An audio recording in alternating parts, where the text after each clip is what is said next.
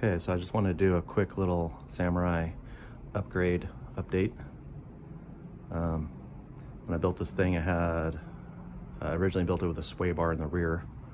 And the rear suspension's softer, so I figured having one in the rear would help balance it out, but honestly it just really didn't work out. The front was way too soft in roll, and cornering hard, or just felt really unbalanced.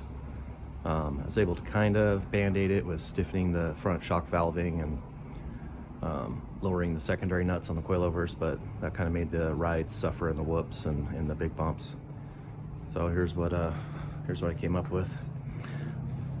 I'm adding a sway bar. There's the bar itself. It's a 1-inch, 33-inch long. I had to get real creative with the arms just for space.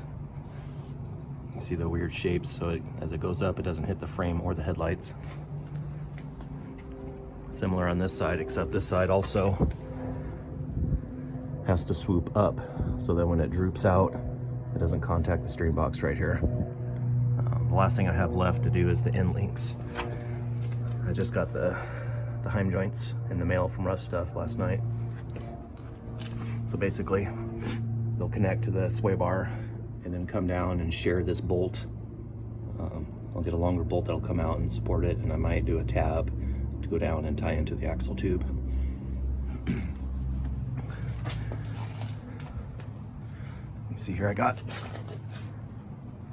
an end link kind of mocked up. These are a little long yet.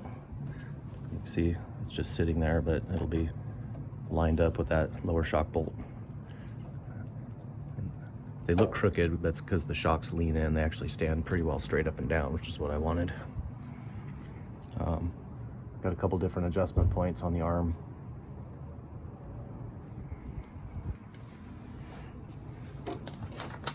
And hoping this helps out. I'm trying to get this thing to corner and handle a lot better.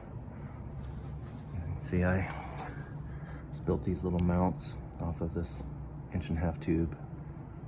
It's got like a Delrin. It's all covered in grease right now, but like a Delrin bushing inside there. And then I wanted the longest bar I could possibly fit, so it wasn't too stiff, and so I went 33 inches. And then I had to, this was a solid steel arm that came with the kit, and I cut them off and welded it to a heavy wall piece of tubing that just slid over the bar, and then built my arm off of that tube.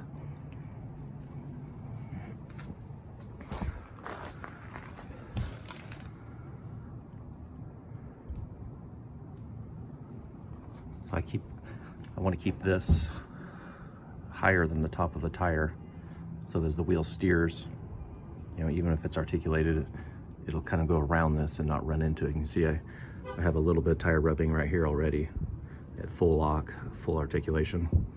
So with this being so high, it should never get into the bar. And then, you know, also you want to keep these relatively level at right height. And really, this was really the only space I could fit a sway bar in this thing. It wasn't originally designed to have one, so I didn't plan for it in the beginning. But anyway, that's that. So I've kind of done 2 upgrades that were really bothering me. I had a broken Lockrite, just had tons of issues. I fixed it 3 or 4 times, and I'm gonna have a video coming out soon. So I've got one of these TRE4x4 products, E-lockers I just installed in the front. I'm still working on the editing, but I'll have a video out for that, the whole install process. So it's just a completely open differential until you hit the switch, and then it locks like a spool. It should be pretty awesome.